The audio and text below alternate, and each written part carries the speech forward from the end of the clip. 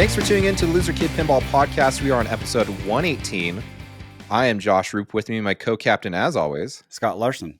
And Scott, it is an amazing day. I'm excited for our guests, but before we get going on that, I want to just throw this out there. I know there's a bunch of pinball machines floating around right now. It is time to buy, if you haven't so far, Venom shipping.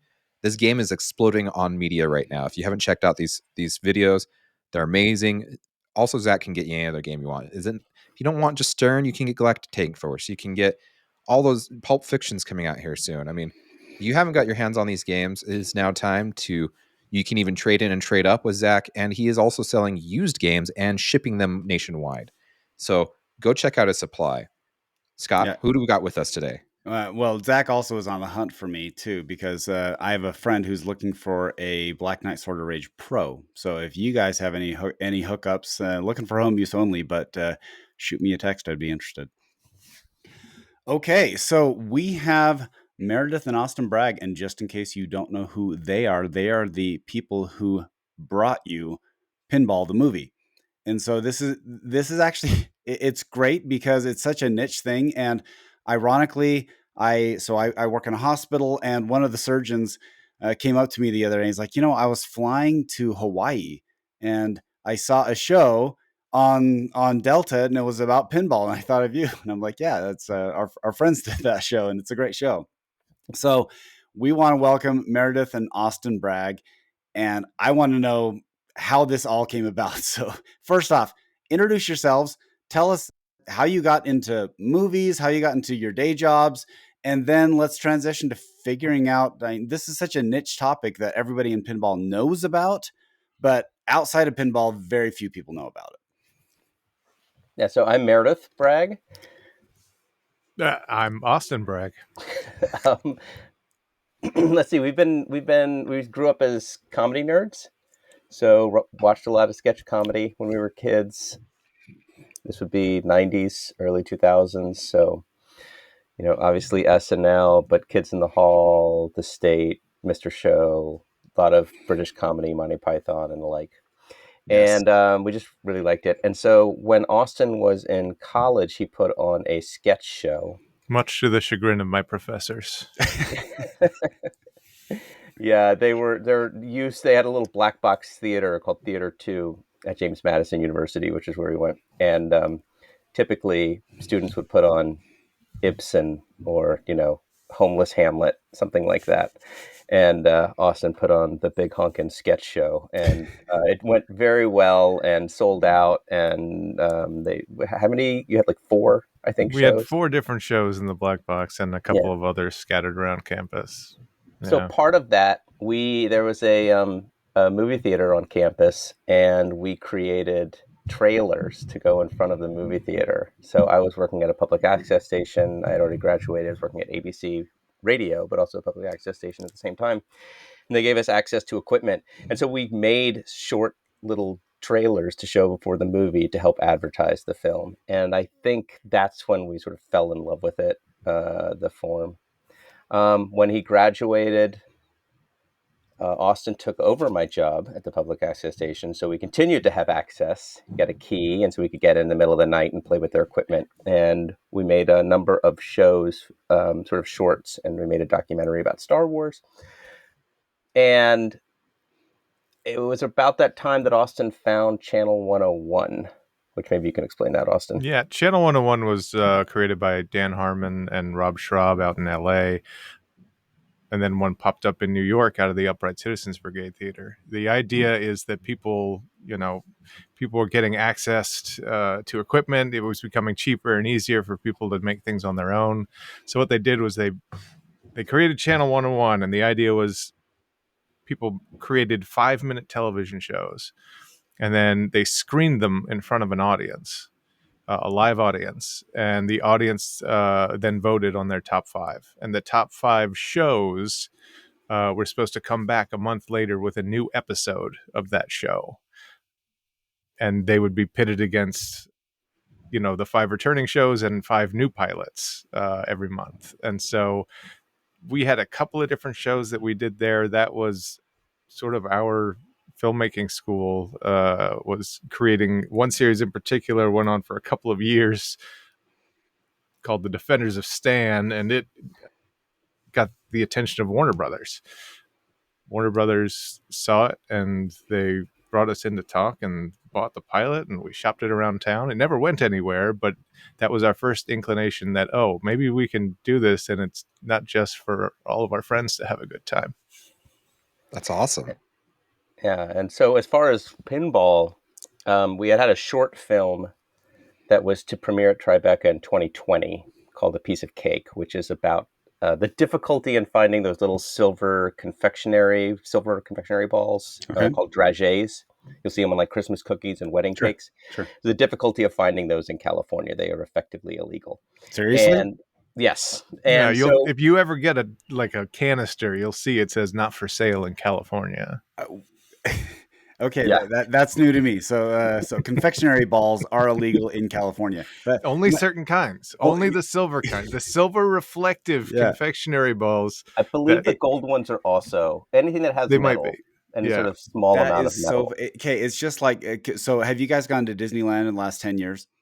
Yes. Okay, so have you seen the sign that has the sign that says Disneyland uses substances that are known to be carcinogenic, and it's like by proposition something. I can't Prop remember. 65, right? There, yeah. It's just, it's so ridiculous, but I'm sure this is like an outgrowth of all that too, right? It is. Those signs are everywhere. Yeah, they are hilarious. It's on your sticker. Okay, I love it when you get a pinball machine. This pinball machine has used stuff that is known to cause cancer in California. I'm like, wow, I'm so glad I don't live in California. Yeah. So we are sure. So somewhere around the time that was supposed to premiere at Tribeca in 2020, and COVID happened, so we ended up having a very wonderful but virtual film festival run with that film. But I am sure at some point we typed in illegal silver balls into Google, and the picture of Roger popped up playing in front of the city council, and that was, I feel like Austin and I are sort of the Ripley's Believe It or Not of weird laws. We just collect these things, and we have a Google Doc where we will throw weird ideas that maybe they'll become a documentary, maybe they'll be fodder for some short YouTube video, maybe they'll be something more. And this was on that list, so we put it on there. We assumed that's where we found it. And so around the time around February 2020, I just cold emailed Roger. We were trying to figure out what to do next. The production company, MPI Films, that funded A Piece of Cake, our short film, had asked us if we had any feature ideas. And so we called up Roger, and I spoke to him for about 3 hours. And that's it? Just 3 hours? Well, that time. And at the end of it, I called Austin. I said, I think this might be a feature, because he had told me everything else. He told me about Ellen and Seth and GQ and writing the book and all this. So it became, we didn't come from at this as pinball people. But what he told us on that call really gave us something that felt like it was universal, that we had this quirky story about pinball being illegal and why, and this guy who helped legalize it in New York City by, through his demonstration. But it was everything else that really captured us as well, and just the way he talked. We just hit it off. And so that started a process where Austin and I ended up speaking to him during the pandemic, when people would jump on Zoom and be thankful to talk to someone outside their household. We spoke with him for cumulatively days. He just gave us everything, and it really became a process of us winnowing down what we thought was important for a script. And thankfully, MPI Films liked the script, and then because of a delay that they needed a push. They had a film on the slate, but they had to push it for actor availability reasons, and they wanted to shoot something in 2021. So we got the call late spring saying, "You're up," and 4 months later, we were on set. That is crazy. Who wrote the script? We both did. We did. Really? Okay. Yeah. That's a great script. Well, and it's tough too, because I think if a complete stranger approaches you out of the blue and says, "We want to make a movie about your life," and it's going to be a comedy, you probably don't jump at the chance, right? But we worked with Roger and MPI sort of at the same time, narrowing our focus and creating outlines and showing them, where we wanted to take the story. And by the time we had even a rough outline, I think they were pretty much signed on, which was fantastic. Roger really let us in, and gave us a little bit of license, Yeah. which was fantastic. I gotta say, I love this movie, and it's funny because I keep joking that it's a bait and switch, right? Like we think it's about pinball, but it's really a romantic comedy that just happens to feature pinball. And I think it's brilliant going from that angle because my wife, when I was like, "This movie's coming out, you're gonna watch it with me," she's like, "Please, please don't make me watch something about pinball." And we watched the premiere because they did it virtually and we were able to get the tickets and whatnot. And by the end of it, she's like, "That was amazing. That was not what I was expecting." And I don't know how you guys did it, but it's something like we get it in the pinball industry. Like us in this community, we love it and stuff like that. But people outside of it, it's hard to if you don't have any investment in the hobby. I feel it's probably just like any other hobby, like watches or something like that. But if you can't gain an investment from that hobby, then the topic falls flat. And somehow you guys were able to make this beautiful romantic comedy and dress it up with the interesting history of, yeah, this was illegal, and LaGuardia was quite. I love how you've turned him into the villain, but it even says in the movie, Roger says, so the villain's really a piece of paper in a filing cabinet somewhere, and the mayor's been dead for 30 years or something like that. Mhm. It just how was it always? I guess getting to the question is, was it always like we're going in this as a comedy stance or romantic comedy stance, or was it originally like we need to do a film about pinball, and then it just kind of happened to gravitate towards the romantic comedy as well? I think we always knew there would be comedy involved. That's sort of our background. That's sort of our bent. Anytime you're doing, this sort of independent film, these, lower tier budgets, we talked about how in order to get seen, you kind of have to get weird with it, Yeah. Mhm. right? And you to stand out from the crowd. So we knew we were going to get weird with it. We knew we were going to, do our best to make it funny. But we also had this struggle, right? First off, it's pinball. And second off, LaGuardia is the bad guy, but from 40 years ago, Yeah. and he's got an airport named after him. He's not exactly your typical villain for this Yeah. story. And so we knew it was going to be a little bit of a challenge. And then coupled with the fact that Roger was constantly downplaying the actual shot that Mhm. he's so well known for, I think at one point during our Zooms, I literally just said, "Roger, I'm going to open this movie with you saying, I don't think this should be a movie." And that kind of stuck. That turned Mhm. out to be the most fun sort of outline that we came up with. And that really gave us a chance to play in and out of the true history and the sort of theatricality of making a movie about it. It worked. And it plays well. You guys do it multiple times during the movie. Like you said, it starts out, it's just a footnote. Let me give you the full story. I love he finally makes the shot in court. You guys are, you're building up to this all the time. You finally make the shot, and he's cheering and confetti's going. And he's like, "What are you guys doing? Yeah. Calm down. That's not what happened." Just constant stuff like that. It plays so well. One of my favorite things that you guys did in this movie that like it's kind of alluded to, but it's never really talked about in movies. It's a part where he meets like with the politician, and he's like, "You mother," and then Roger's like, "Wait, what kind of rating are we going for here?" I don't know, PG 13. Okay, I'll save that for later. Like, I don't think he ever used it, did he? no, he doesn't. Oh But gosh, the thing is, okay, so Yeah. I realize we're a family-friendly Yeah. podcast, so I will It was hilarious share. though. Like it was It's hilarious. in there, but I think we use a soft Yeah. curse Yeah. yeah, when the chairman essentially notices that Roger can call his shots. Yeah. He says, "Oh, yeah, believe, Yes. yeah, and we probably should have been harder. Because so many people have said you never said it." I was like, "Well, technically, when you're Yeah. dealing with the rating No, boards, that's considered a it problem it word." was good. But I guess it wasn't enough. But yeah. It was actually done really well. I did Well, like if I it. could do it again, I would definitely go a little harder there, Yeah. or underscore it somehow a little Yeah. bit more. Because anyway, it was great. It was perfect. I mean, the whole movie. It's great. I don't know. I don't know what else to say to that because it's seriously like I really thought this was just going to be.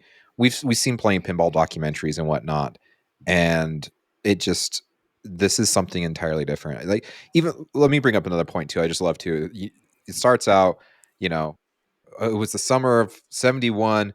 Play John Lennon's Imagine. You're like, no, Yeah. whoa, No, stop. too expensive. No, yeah. That's too slow and too expensive. It just, Yeah. I love that style of humor. I guess that's just you guys on film, right? That's just how it goes. Well, but that's also the amazing thing about this is anybody who's talked to Roger for 1 minute knows that you captured Roger's personality perfectly, because he is a master storyteller. He's very engaging. He's very entertaining. He also is the most indirect storyteller I've ever met, where you could ask him to give a 30-minute or 30-second synopsis of it, and 3 days later he's still talking. Because he's such a great storyteller, and the way you opened it, I was like, yeah, this is definitely the way Roger would tell the story. And so, like, how did that come apart or come together that you decided, you know what, we're going to do a movie about an interview, but it's still going to have, going to have him popping in and out and breaking the fourth wall. Well, first, let me say that what a wonderful characteristic to have in a subject, because sitting down and talking with him, we got so much information Oh from yeah. him about his life. It was really just an incredible wealth of data that he handed us. Again, I think, as for how it came about, there's a lot of us in that part of the script, because we were sitting with him going through this journey over months, trying to write it over Zoom. Mm-hmm. And so that interview process became part of the story in a lot of ways. And a weird touchstone that we kept coming back to discussing when we were writing this was actually The Princess Bride. Yeah. Because you've got Yes. Fred Savage getting, the story read to him by Grandpa, and, oh, that's a kissing book. I don't want the kissing book. But by the end, he's like, I'm okay with it, right? And so we Yeah. wanted to make sure that there was a character should change from beginning to end, and we wanted to make sure that that was reflected in the sort of off-screen direction as And well. I think also, like, when, bringing it back a little bit to what you're saying about this being sort of a secret romantic comedy. Part of this was Roger, and really just how we talked with Roger and what he told us, and how he kept saying the shot was a footnote and that it really wasn't that big a deal, and it wasn't that big a deal then, and it's kind of interesting that it's become a big deal now, but downplaying it. And he kept talking about how family is important, families, and that came. So I like, and it's no surprise that you can play pinball in New York City. Like, we all know how it's going to end.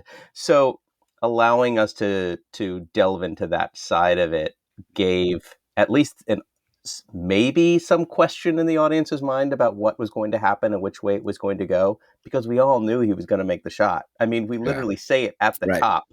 Yeah. Tell us about the shot that changed everything. Tell us, as far as the Imagine joke and some of that, you get about, I'm a strong believer that you get about 5 minutes to get the audience engaged and tell them what the rules of the movie are going to be.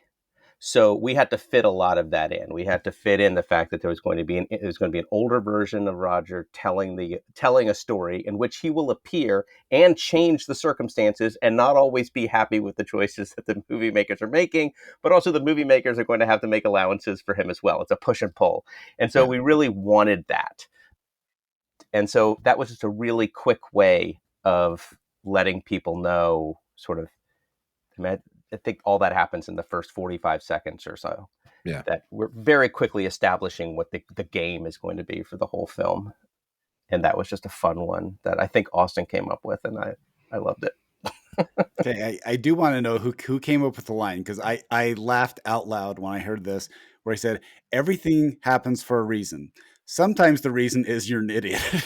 Pretty sure that was also Austin. So that's Austin's twofer for this one. I'll take it. Yeah. Yeah. Because seriously, I was like, yep, that's totally true. Okay, I want to know how much of you is in this movie, because there were some moments that were authentic, like that. So, and this is getting into me a little bit. I actually I met my wife when I was 34 and she was 30, and she actually was recently divorced. And the conversation that she had was exactly me having that conversation with my wife. I mean, I had never been married, but I remember it was the first week I had taken her out for a pre-date. I love that. I took her for ice cream, and then later I called her. I was in the middle of eating whatever crappy dinner I had prepared. And I said, "Oh, what are you doing?" She's like, "Well, I'm thinking of going to dinner." I'm like, "You know what? I'm thinking of going to dinner too." So I shoved that. I went to dinner, and then we were getting in. You always get into, okay, so what's going on? What's bringing? And she just paused for a second. She's like, "Well, I'm recently divorced. I was married for 11 years," and I was like, "That is 100% how that conversation goes." And so I totally identified with that conversation. So I would just say that's not our personal experience, Mm-hmm. though. Technically, What does it Roger and almost? I had a lot of moments where we sort of looked at each other over Zoom and went, "Oh, me too." Mm-hmm. My wife is 70 years older than I am. She was Mm-hmm. divorced when we met. I mean, it was Right. all that sort of. We had moments that I can relate to, but that predate is straight from Roger's history. That is Ellen to a Mm-hmm. T. That she knew what she wanted, and she was very clear about that from the get go. And so, for us, that was super easy. That just wrote itself. Right. Yeah. I would say about 90 to 95% of all of the everything you see, all the plot points, Mm-hmm. are 100% accurate. We played with the timeline, and obviously the dialogue has been, shoved through Bragg Brothers' brain, uh, and then actors. But most of the data points, so meeting Ellen in an elevator, everything with GQ, why he got hired, the fact that he was divorced and lost all his furniture, that he randomly found the pinball machine at an adult bookstore. He says he never went behind the curtain. All this stuff is true. I will say, because Roger will want me to say this on the record. So the one thing that he did, we initially had a dinner date, and then Roger would take Ellen to the adult bookstore. And he was adamant. He's like, I never, ever would have taken Ellen to that bookstore. Like, never. That would have been terrible. I never would have done it. Like, it was terrible to, date. I'm not that, you can't have that in the movie. Right. And we pleaded our case. We were like, we need you to show Ellen why you love pinball. Like, it's important as a character thing. And Right. both, here are Right. the three. Here's the love triangle, right? Here's the love light. Here are the Yeah. two loves of your life. You want to introduce them in some way. And like, this is going to be the easiest way to do that. He was like, fine, but it has to be during daylight. We're like, no problem. And it is the most PG adult bookstore you've ever seen in your entire life. Yes. Yeah. Okay. I don't know. One, we're going to get into casting later, but the guy who is the clerk at the adult bookstore was one of my favorite characters because he was the perfect like character actor, comic relief in the background. I loved his little interactions. And I also loved when they start like the romantic playing the pinball and he's like, no. Yeah, what is this? The cuddling from behind? Right. This is creepy.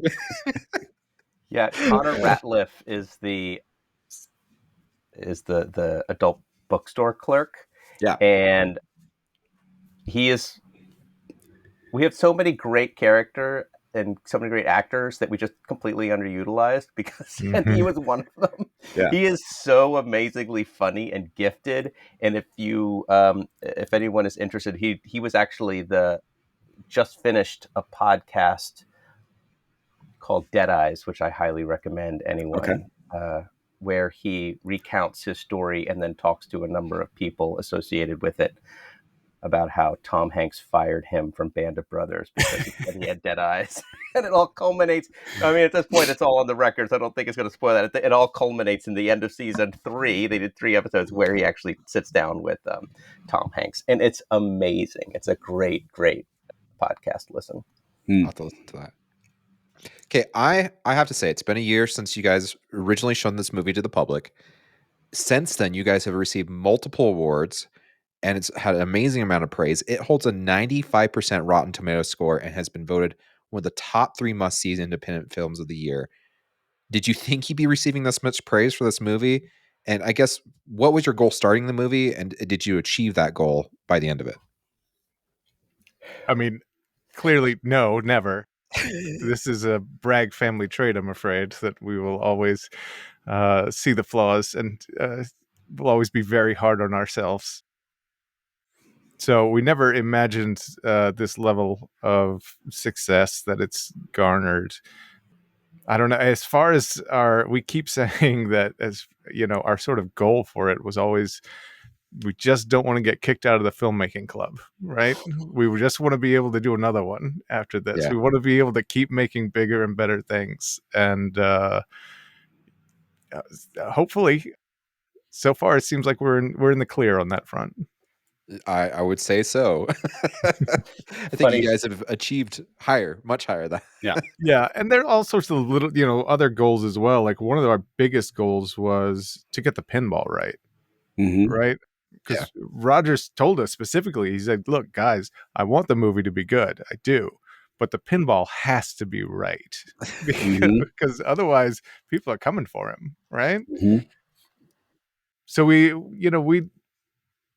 worked really hard to make sure that those things were correct, that we got the right games at the right times, that, even the sound for the games is correct, which, I gather isn't always the case.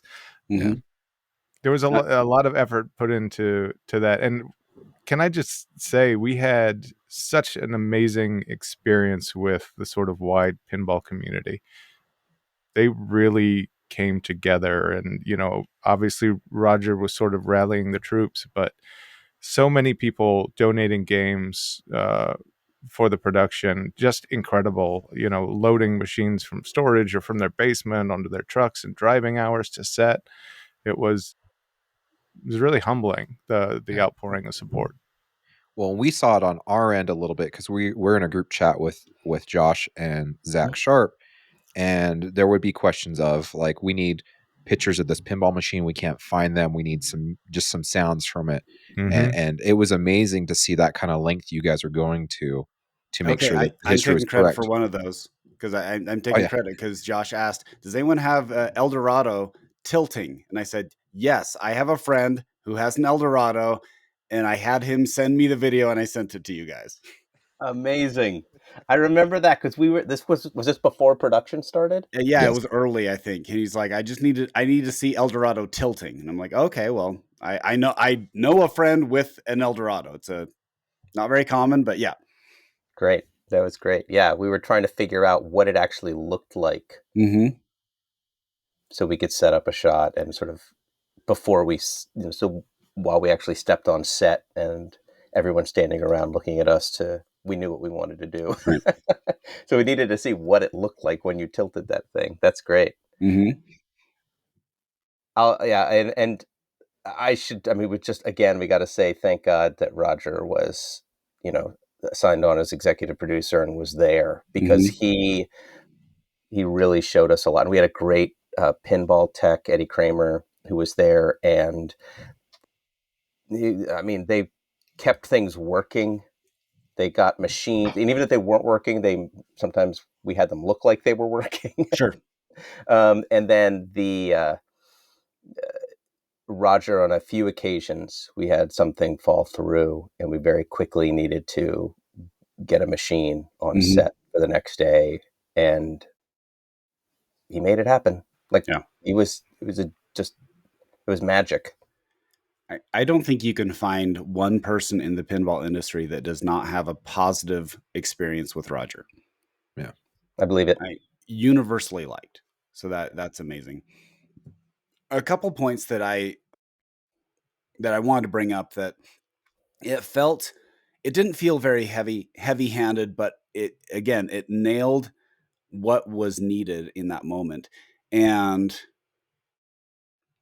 I'm kind of wondering how, as a writer, you pull this off. One, casting whoever you cast as Seth is great, because I know kid actors are the hardest because they're typically not professional actors in that they you know, they're usually kids who acting's a hobby, and so it's pretty obvious that that kid's not very good. He played it perfectly, and there were some moments where, like in the bowling alley, when he talks about his dad not showing up. Yeah, Christopher is really good. He's not a newcomer. He's been doing some acting for a while now. Right. Well, you could and tell that he was trained. I'm just saying, like, finding an actor who is really able to do that. I mean, there was it was a bold moment without being, you know, the rising stand clap at the end of every 80s movie. You know? Yeah, I mean, as far as him, I mean, that's one of the reasons we chose him. Mm-hmm. He had that. He could pull off that scene really well, and that we knew that was an important one. Understated, someone who looks like he's gone through something, but he's not necessarily sharing that with the world, right? He's Mm-hmm. just a little bit the lack of the lack of his father figure sort of had a little bit of damage there, but it's not crippling, but it's Right. there. We wanted to make sure it was there, Mm-hmm. and he was just really good at that. Understated, in a way, and yeah, that was a tricky scene to write Mm-hmm. because we didn't want it to seem too saccharine, but Mm-hmm. we also knew it was important. And that scene happened, by the way. I mean, he Mm-hmm. did go to the Roger really did go to the father son bowling tournament with Seth Mm-hmm. before, while they were dating. And that's why I really love the ending of that scene with, let's go, it sucks. Let's go beat the pants off these happy Mm-hmm. kids with fathers. I mean, I Yeah. just loved it. It just, what a great line. Again, another, I think, Austin line. Damn it. You're getting all the good ones Man, tonight. nailing it. Okay, seriously, I actually unintentionally teared up when he said his dad died too. Yeah, and that was one of those. That was a tricky thing because we had a couple drafts where we alluded to that earlier. Mm-hmm. A couple drafts where it was much heavier Mm-hmm. instead of a little bit more matter of fact. We had a whole draft that dealt with his parents and Mm-hmm. his stepdad, and he, very much he talks about how was grateful that he had two great dads. Mm-hmm. So it was a positive stepfather relationship, and it just, at a certain point we needed to cut it down, and we needed to really wanted this to feel like a pinball game, and part of that is, especially when we're playing, it's got to be short. Mm-hmm. Yeah. Short and fun and fast and a little, and so we had to cut that out.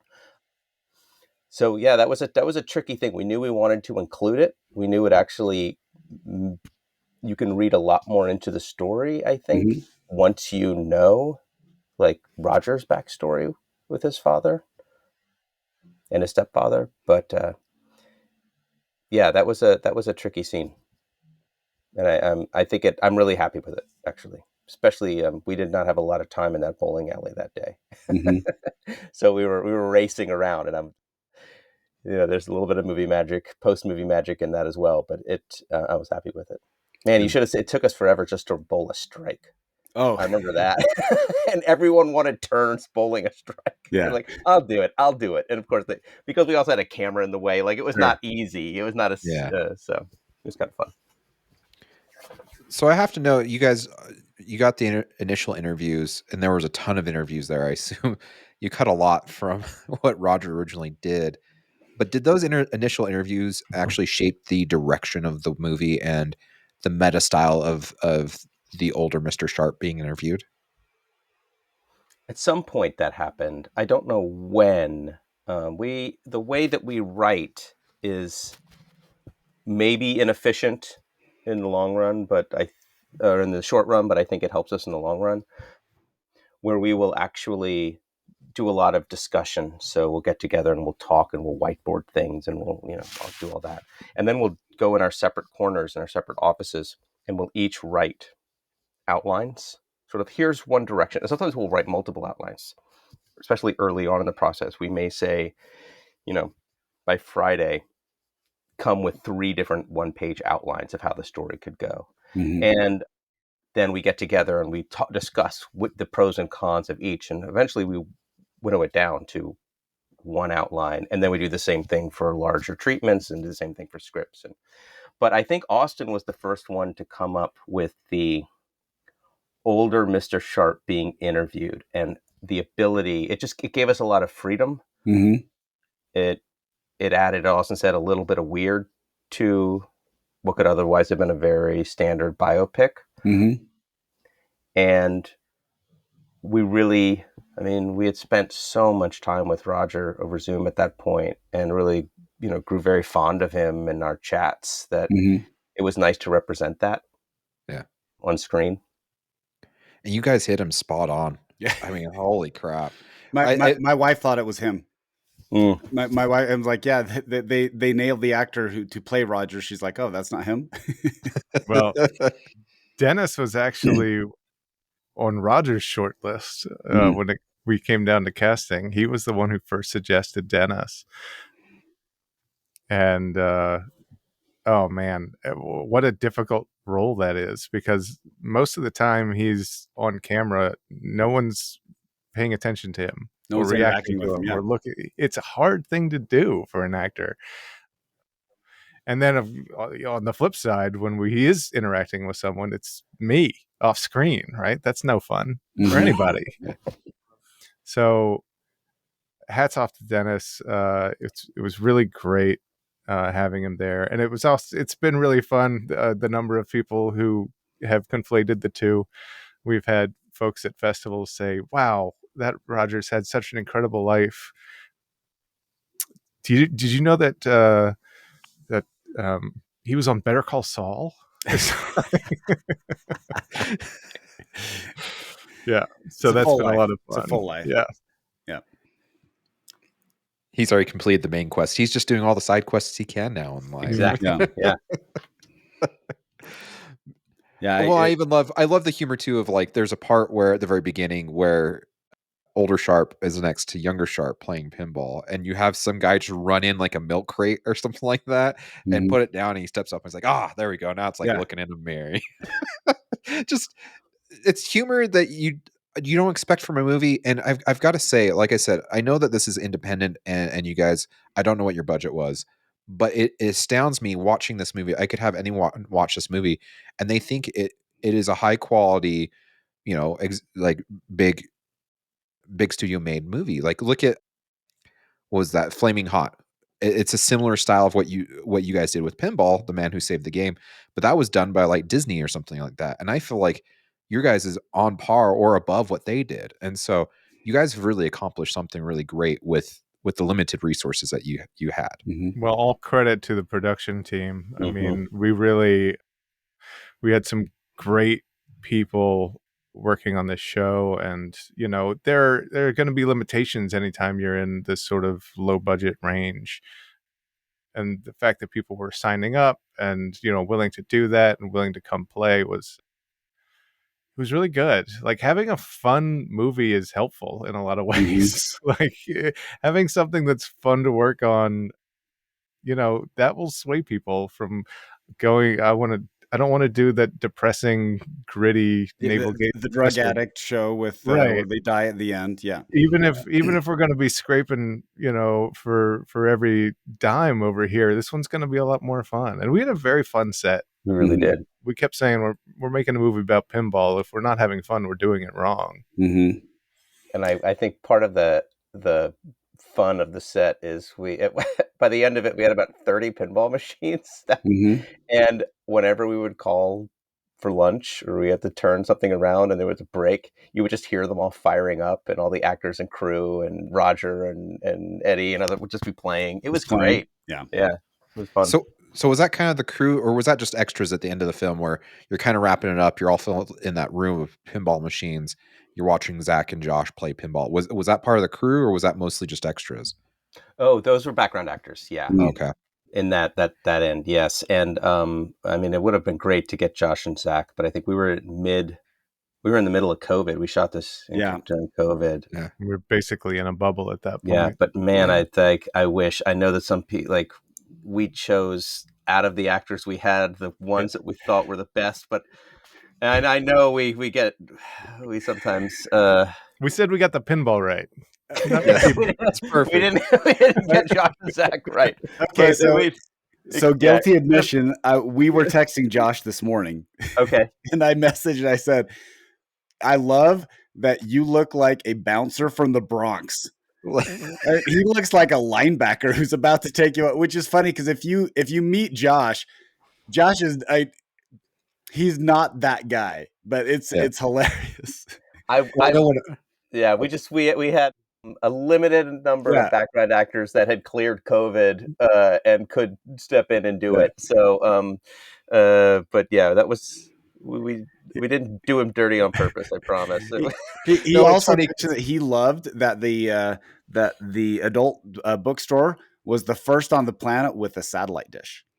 Oh gosh, yeah. Trust me, there are a couple other things. Don't look too close. Oh no. Okay, yeah. Okay, but the vibe, just what Josh said. So I remember the 70s. I grew up in the 70s, and this is exactly how the 70s felt. Well, maybe okay. Maybe in there was a lot more. I think there was a lot more smoking in the. I'm 49 now, and so I'm looking back in life, but it certainly creates the vibe. Let's just say, yeah. So one of the things we wanted to do was we did not want to create the 70s New York of Taxi Driver joke. Oh, yeah, right? yeah. So when we were even just creating a lookbook, which is a sort of a document that you send out to folks to hopefully get them on board and excited and make sure we're all on the same page. We were very careful about sort of our color palettes and what we wanted. And it wasn't like Dirty Harry or every movie in the 70s was depressing. So and this is actually just growing up in the 70s. I'm like, yeah, that style was there. This is someone reminiscing, telling a story about the 70s for a family-friendly audience. That's basically what we're doing here. Yeah. And no one's chain smoking in the movie because that was the 70s. Everything smelled like stale coffee and cigarettes. Yep, it was a Roger ask we were happy to oblige with. Yeah. You know? Well, and if you've looked over his pinball book, there's a picture in there. We joke that's like it's a perfect homage to the 70s because it's a pinball machine covered in like cigarette containers. And a Budweiser can resting on it. Yeah, look right here. Yep, that's the one. Yes. You mean this book right here? Yeah. Oh, mine's copy's downstairs. I was not prepared.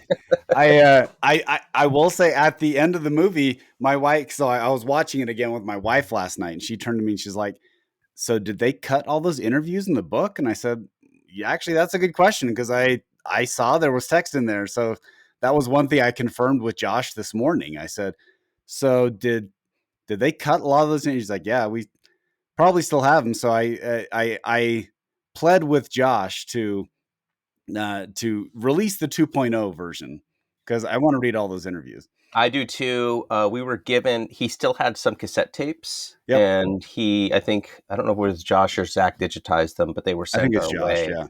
So even some of when we were during the Chicago, what we call the Chicago montage, where he's in Chicago interviewing these people, a lot of those quotes from, a lot of those quotes were lifted, like exactly what people said. Yeah. Same thing with Harry Williams. I mean, some of this, we got caught with our pants hanging around our knees. Yeah. That's a direct quote from him. Well, I wanted to be a Disney animator, but that, the ball is wild. These things were lifted from these tapes where you can hear a younger Roger asking him, and dishes are clanking because they're in some diner, and then it switches to an office, and so we tried to be as accurate as possible with that as well. But I would love to see that transcripts. Would you guys ever consider doing an extended version of this movie? I wish, except I got to tell you, there is no extended version. Like we shot over 21 days. It was as we mentioned, low budget. Still the biggest budget we've ever had. And I feel like we do need to say that, like MPI Films took a risk with us for sure. So we are totally grateful for what we had, but we were very careful about what we shot and why we shot it. There is one scene which didn't make it into the end, final cut. And that's because it was a scene between Ellen and Seth before Roger met Seth. And we simply wanted to hold that to make it more of a fun reveal for the audience as well. And that scene was maybe half a page. I mean, it's very short. other than that, we cut a few bits at the beginning, which just because we wanted to keep it snappy and Right. fast and get to Streamline it. Yeah. Exactly. But otherwise, what we wrote is pretty much what's on there. There really isn't an extended version. There were a couple quotes that I was like, man, that's great writing. So I actually have it pulled up right now. So when he's interviewing Harry Williams, he says the bigger risk is not taking one. Yep. Like that's a great line. And another one was I think I mentioned it before.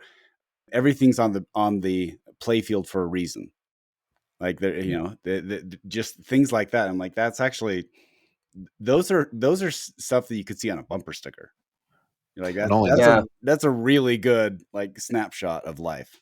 Well, it reminds me too where he does talk about life being like pinball. You got to take your shot before the ball drains. Right. And we get our second chances or extra balls or whatever. I mean, there's just so many. I don't know how you guys captured it. You captured it well, and you captured it. It sounds like with very few film to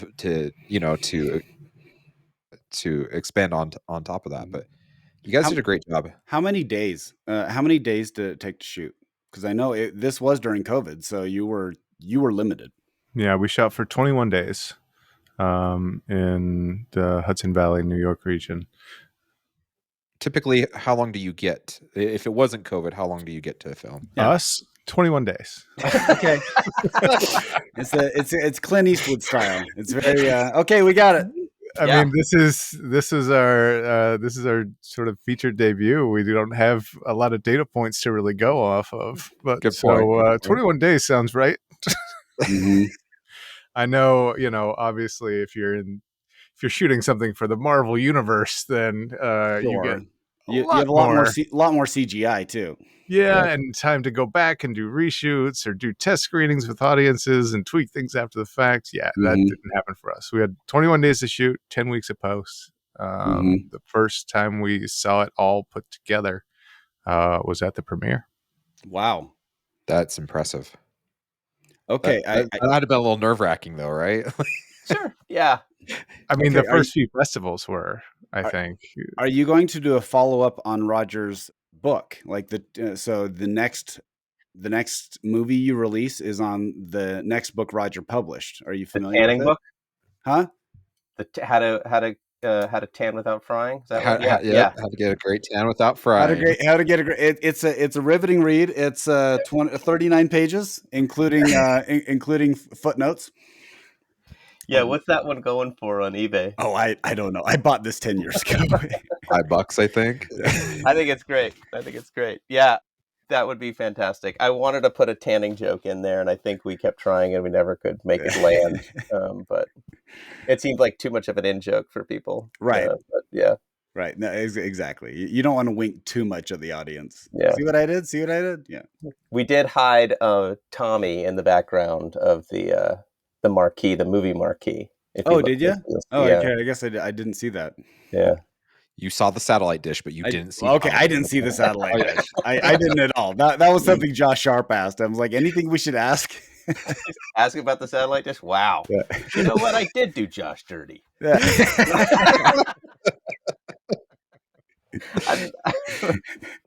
That's why you intentionally made him shorter than Zach for the first time in his whole life. Yeah. Hey, but he's jacked though. He's totally jacked. No, it's great. What was your favorite memory on this?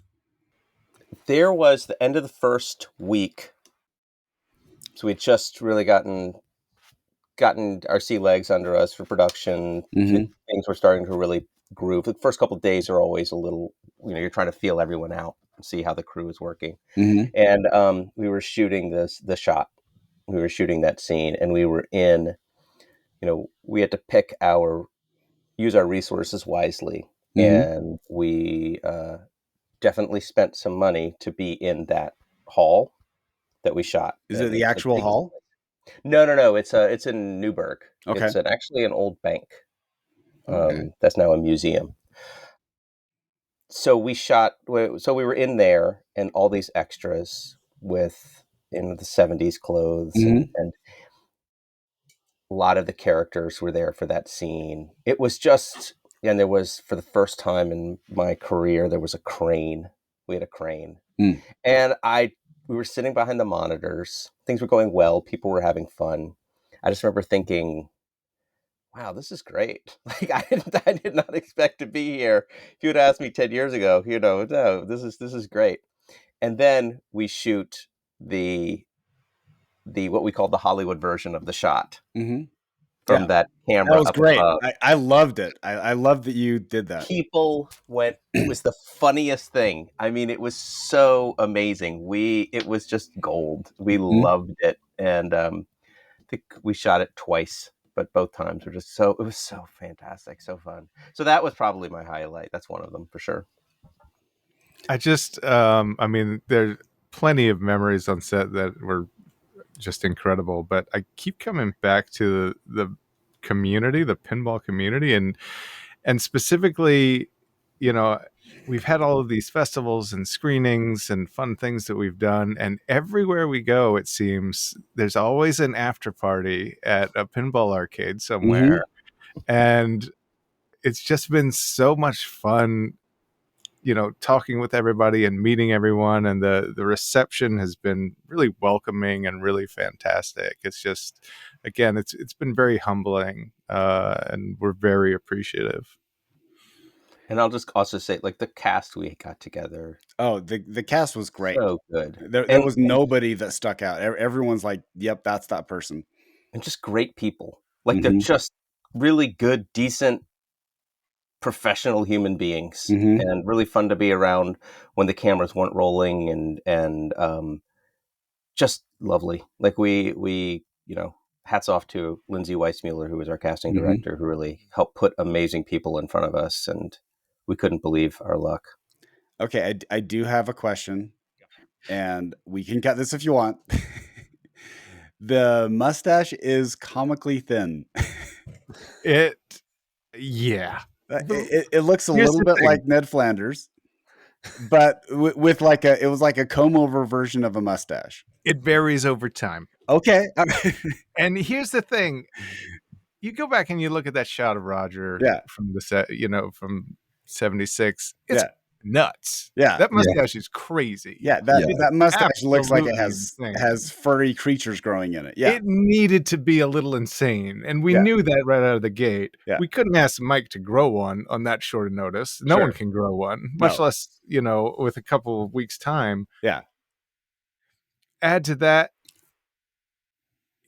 we had some experimentation when Mike actually had an allergic reaction to the adhesive they're putting on. I mean, we love Mike. Mike was incredible on set, an incredible presence. Like, he had to shoot 21 days. He's in practically every scene. He's got that thing glued onto his face, and he was just a wonderful human being to have on set. What did we get? We had 2 mustaches? We had 2, and one of them fell apart. Oh, and you can actually we can sort of date the scenes by the mustache. Yeah, and this is part of the joy of filmmaking. You never know what your problems are going to be. Sometimes you anticipate them. Sometimes you anticipate them wrongly, or it's you go to set with the mustache you have. Yeah, I mean, once the movie train is rolling, there's only so much you could, like, it's just, this is what we got, this is what we got, this is what we're dealing with, we move on. There's probably not too many like giant Roger Sharpe mustaches off the shelf that you can just buy. No, they're not. Yeah. In the color that would suit Mike. Yeah, it was. And during COVID and supply issues, I mean, it was a thing. It was definitely something we had to deal with. No, it's okay. So we knew we have to make this movie good enough that even if the mustache is a bit distracting. Okay, well, it was a degree of difficulty points. That's what we. It's fine. It's fine. There was some question about how much, whether we wanted to acknowledge it right out of the gate, and we had some back and forth on that, or whether we wanted to play with it. And, but in the end, I love that moment when Dennis is sitting down, pointing at the photo and saying, "Yes, that's me, and yes, it's a real mustache." Yeah. I did laugh though when on their I think first kiss while she went in and she kind of parted the mustache, because again this rang true for me because I had just broken up with a casual girlfriend that I had, and I was like, you know what, I'm done for a while, and so I grew a Fu Manchu. As one It does. was a terrible Fu Manchu, but it was and I turned to her like when I kissed her the first time, I was like, you ever kiss a guy with a Fu Manchu? And she did, but the next night she's like, you need to go shave that. So we actually, in the script writing process, we did a mustache pass. Okay. Because it's very easy, you write, you're like, oh, and they're going to have a big mustache. He's like, but it's going to be so big and so noticeable that we need to call attention to it. So we actually went through and added and made sure that every 20 or so pages, someone mentioned the fact that he had, like, we were very conscious that this was going to be a thing. Mm-hmm. And we wanted to sort of hang a lantern on it, let everyone know, like, oh yeah, it's a thing. Everyone understands that. Mm-hmm. And apparently, so we wrote in the parting of the mustache. Yeah, like Moses, I believe is. Yeah.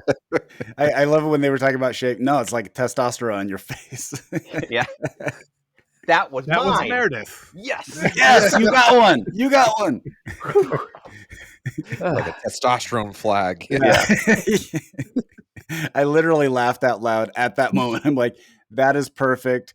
And whoever you got for the flamboyant guy in GQ, he was so great. I loved watching him every time he was on. It's Brian Batt. He's amazing.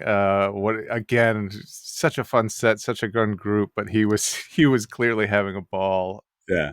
And that was a tough one to cast because the real Harry was just sort of this well-known hedonist at GQ. This big, what did they call it? A big mustachioed ball of fun, I think it was that, he was just all about having a good time.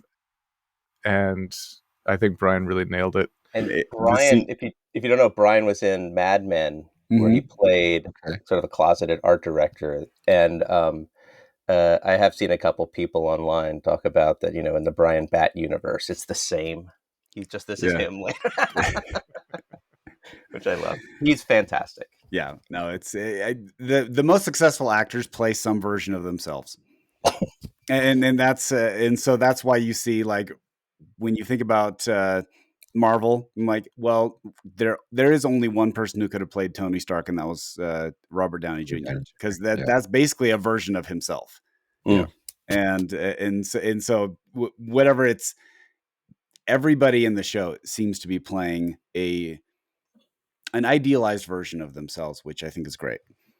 I love his outlandish request too. So the seaplane, the seaplane. I got shut down half of Manhattan. How much is that going to cost me? All that is true. There is it's just Times Square.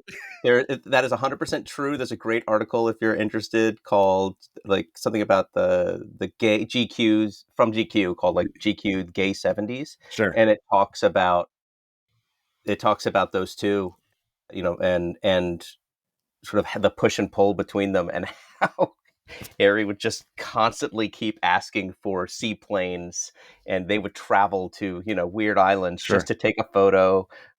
They did shut down Manhattan. What he pitches during that pitch meeting about monkey suits and Tarzan, it's in it. Like, that's why we show the photo at the end, in the end credits. Like, all this stuff is true. It was so good. Okay, we never got to find out why the photographer went into photography. That's like he starts into it, and then you're like, "Oh, we need to go to the hearing."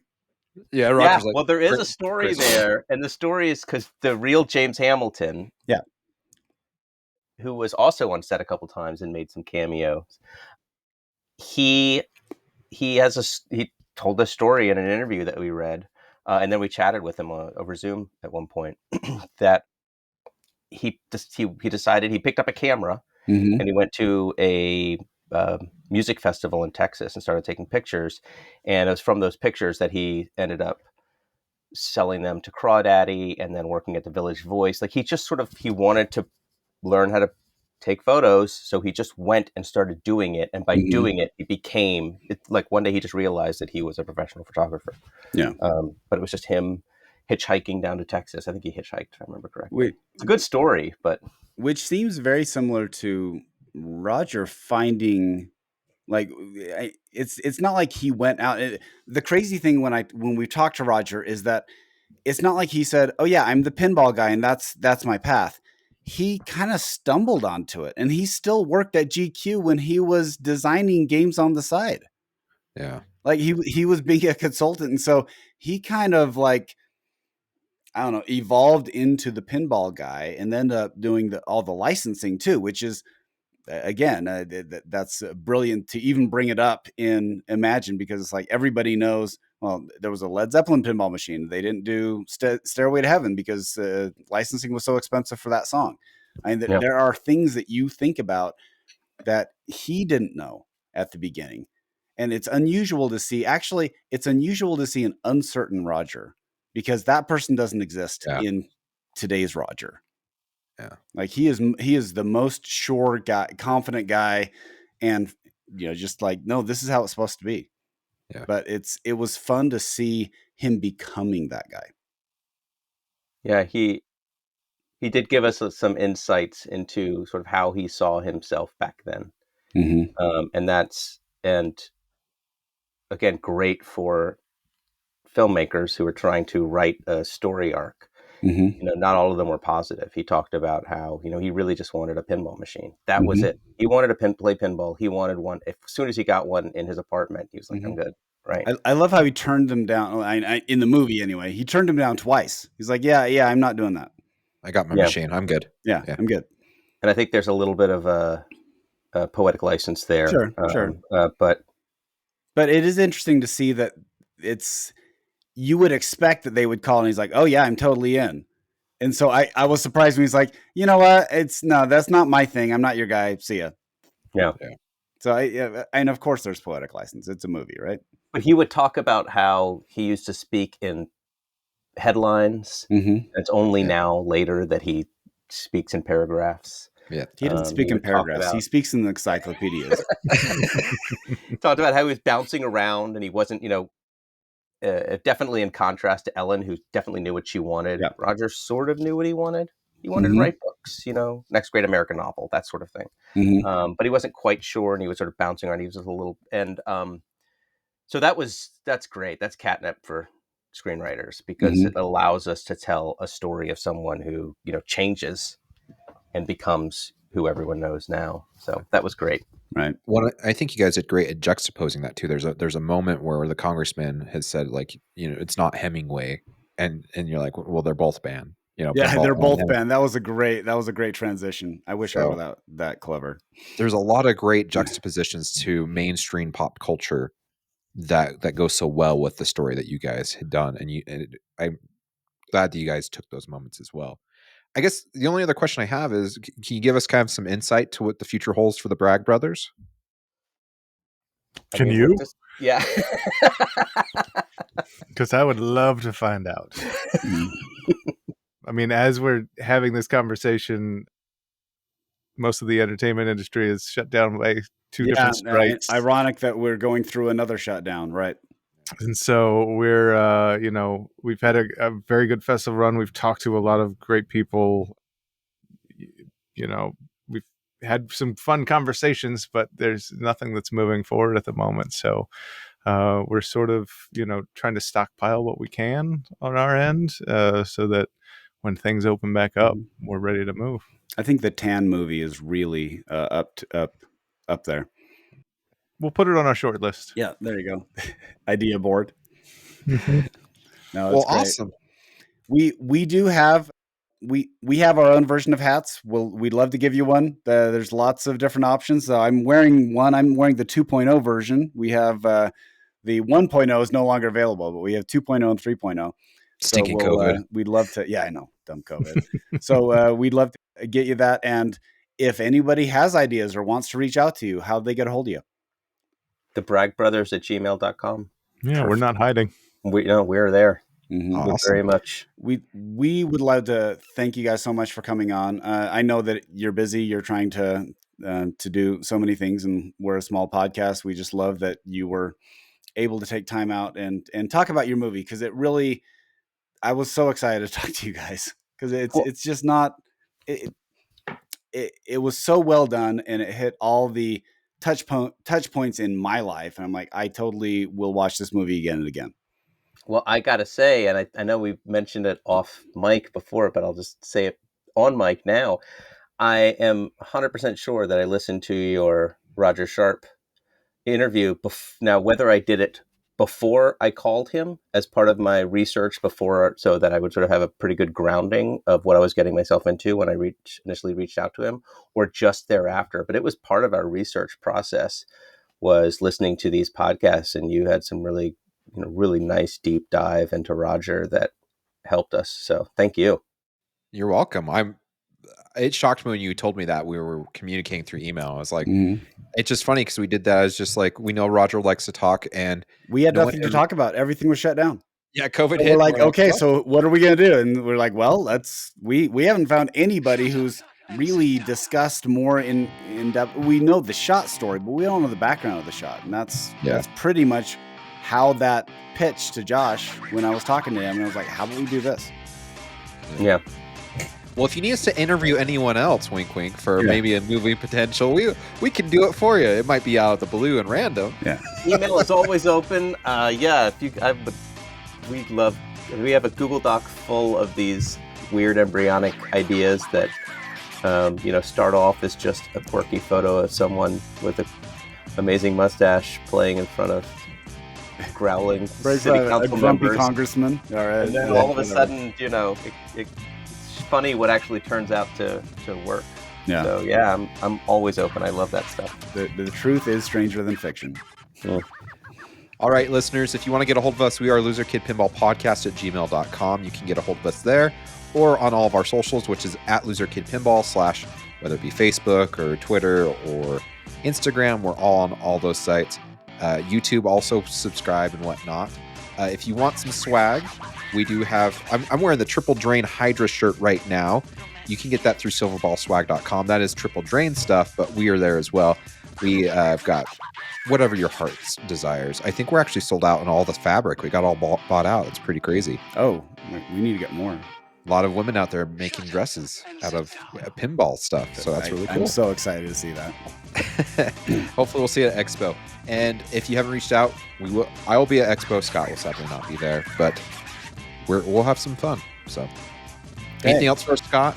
No, we'll see you in about 2 weeks. And if you haven't seen it, go watch the movie. I have it on Apple, so it's on all the available forums. So if you have Hulu, you can watch it on Hulu. So go hit it up there.